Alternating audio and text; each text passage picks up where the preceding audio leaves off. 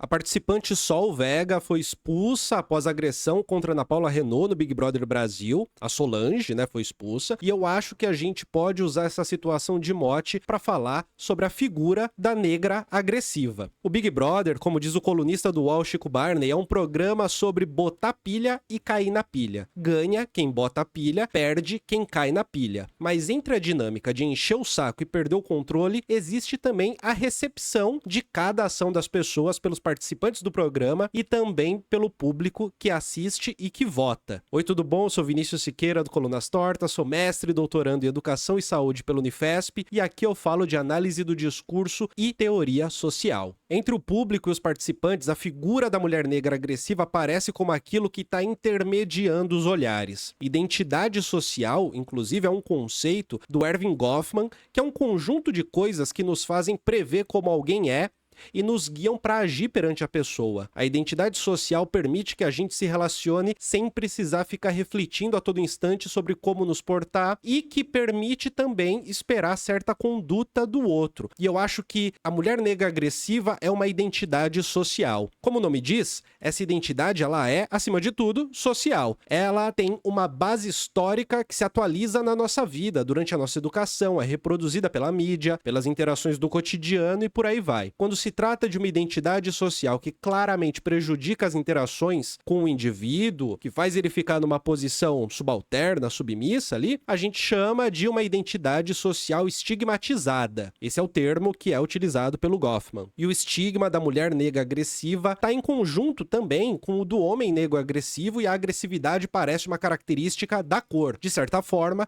da falta de civilidade que seria atributo da própria cor. A Grada Quilomba, no Memórias da Plantação, assinala que no racismo cotidiano cabe à pessoa negra ser o resultado das projeções da sociedade branca, dos desejos, dos medos e das fantasias que se tornam tabu. É por isso que, no racismo, a pessoa negra pode ser percebida como intimidante em um minuto e desejável no minuto seguinte. Na sociedade branca, vai dizer a autora, no entanto, esses dois aspectos da agressão, da sexualidade, eles têm sido reprimidos e reprojetados de forma massiva em outros grupos raciais. É assim que a branquitude não se vê no processo histórico e consegue manter a oposição entre brancos civilizados e negros selvagens, por exemplo. Com o apoio da Quilomba, ainda é possível dizer que essa característica de agressividade está ancorada em três formas de racismo cotidiano. Primeiro é a infantilização da pessoa negra, que precisa de um cuidado a mais, que não consegue sobreviver sem a figura do guia ou do senhor, que é sempre uma pessoa branca. A segunda é a da primitivização, em que a negra personifica a falta de civilidade, a ausência de qualquer participação no processo civilizatório e está mais próxima da natureza do que da cultura exatamente. Mas também tem o terceiro aqui, o terceiro ponto, que é a da animalização, que situa a agressividade na própria figura animal, que descola a humanidade negra da humanidade branca. A agressividade pressuposta na atitude esperada da pessoa negra, ela tá aí, tá situada aí, mas a agressividade esperada no grito, por exemplo, o estigma da barraqueira, por exemplo, advém de uma dialética da escuta e da fala. Vai dizer Grada Quilomba, quem fala precisa ser escutado. A escuta é uma autorização para o ato de falar. A fala, portanto, representa o pertencimento que a escuta permite que exista. Aquele que precisa ser inserido numa política de silenciamento, basicamente, é aquele que não pertence. Então, se eu falo e claramente você resolve não me escutar, eu não pertenço. A identidade social da negra barraqueira é um pressuposto de não pertencimento e uma previsão de silenciamento. Se sair da linha, 1 decibel que seja, precisa ser ignorada e compreendida como animal. Vale dizer que a Solange, ela foi brutalmente exposta, sendo vítima de racismo, na primeira edição do Big Brother que ela participou. Foi em 2004, Big Brother Brasil 4, quando, em conflito com a participante Marcela, que era chamada de Mama, que a humilhou por conta do seu corpo, a humilhou por supostamente ter feito sexo no programa, além de ter dito, e esse cabelo pichain que precisa de um alisador pra ficar bom. A Sol, nesse momento de confrontação, simulou orgasmos no meio do bate-boca e, por sua vez, constrangeu de volta a Marcela. Ainda sobre a figura da mulher negra raivosa, a Erika Wells e a Cleidia Regina Esteves, no artigo As Quizumbeiras, a raiva como afeto disruptivo e mobilizador e o mito da mulher negra raivosa em leitura comparada, esse é o nome do artigo, ao falarem sobre a experiência do ativismo negro, elas vão salientar que o mito da mulher negra raivosa é uma maneira de silenciar e desprezar a voz das mulheres ativistas no contexto mais amplo de luta por reconhecimento e melhores condições de vida. Ao confinar o que é dito na forma como é expresso, essa interpretação sexista e racista menospreza e invisibiliza o conteúdo reivindicativo, desqualifica os argumentos e deslegitima o discurso dessas ativistas, condenando o afeto com o qual ele vem a público, acusando-o de irracional, não ponderado e não civilizado. Na minha opinião, é necessário retornar a uma cotidianidade que eu estou usando como mote aqui nesse vídeo. A situação da Solange ela é muito mais próxima de um conflito que pode acontecer, sei lá, pela troca de valores numa conta de um restaurante do que exatamente numa luta política organizada. E eu acho que isso é mais importante nesse momento. A gigantesca maioria das mulheres, seja negras ou brancas, enfim, a gigantesca maioria das pessoas não estão numa luta política organizada, consciente, intermediada por autoras consagradas, por exemplo.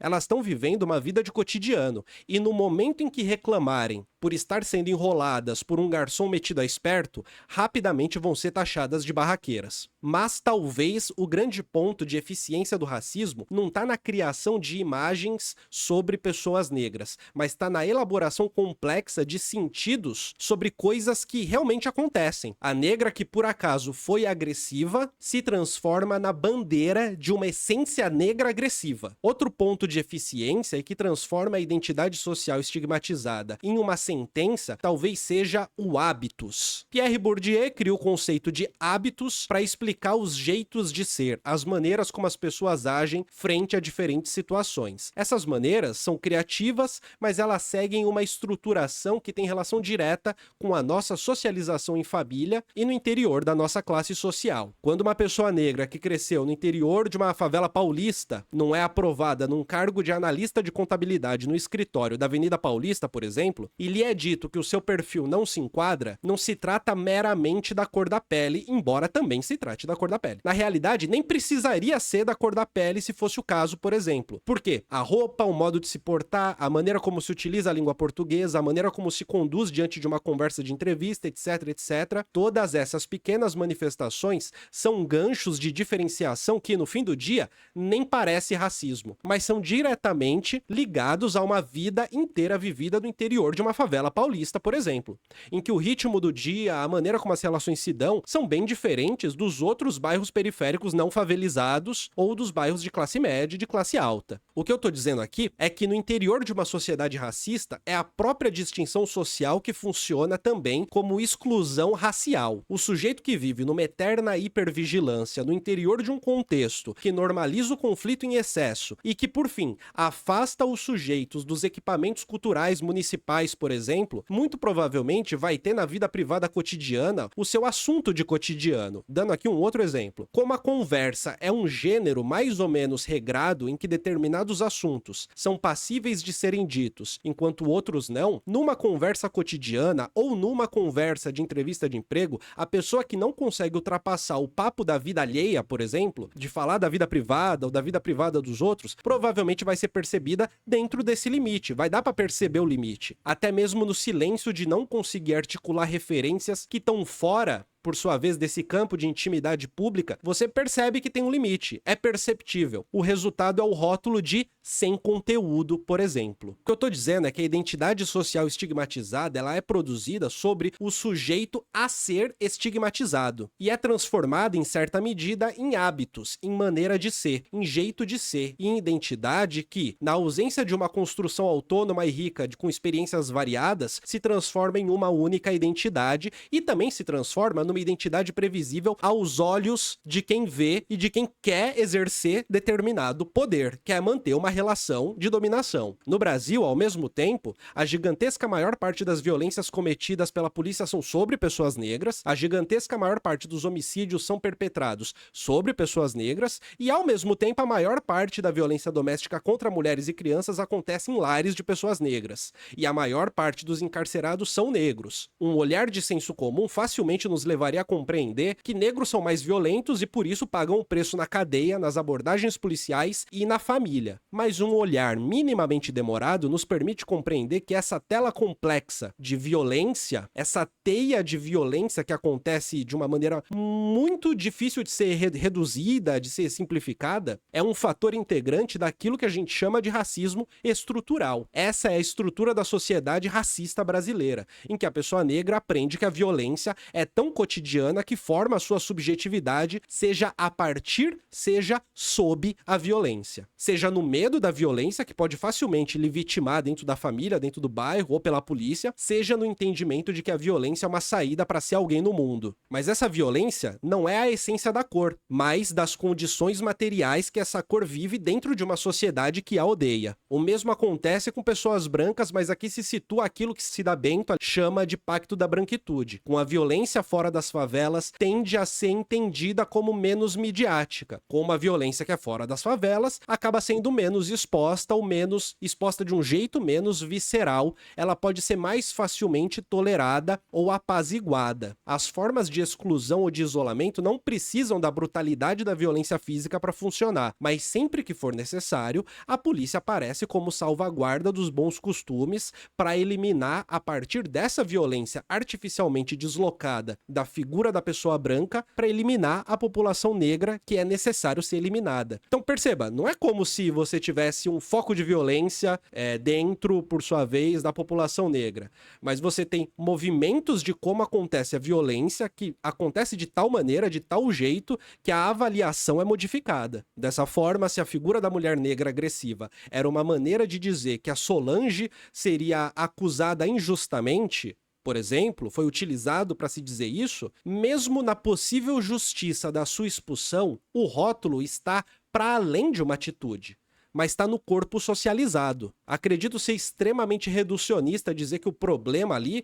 foi falta de autocontrole, na medida em que o autocontrole é um atributo do corpo já socializado, já constituído. Mas o problema real não é nem dela especificamente, é da própria socialização no interior de uma sociedade racista que, quando insere um sujeito negro, por sua vez, no interior de um espaço branco, já sabe que, por não ter o perfil, não vai se adequar. Ou que vai caçar motivo para que se exponha à falta de adequação. No jogo de botar pilha, a pilha sobre o corpo inadequado é sempre mais frequente. Isso, inclusive, é o princípio do bullying. O sujeito inadequado terá a sua civilidade testada até o ponto em que ela falha e a profecia se realiza, o selvagem aparece. E outra coisa precisa ser citada e que garante novamente aqui uma participação da Cida Bento nesse vídeo. Se o descontrole fosse da Ana Paula, por exemplo, ela seria barraqueira? Ou seria uma pessoa de personalidade forte? No fundo, esse não é um vídeo sobre Big Brother. Muito obrigado.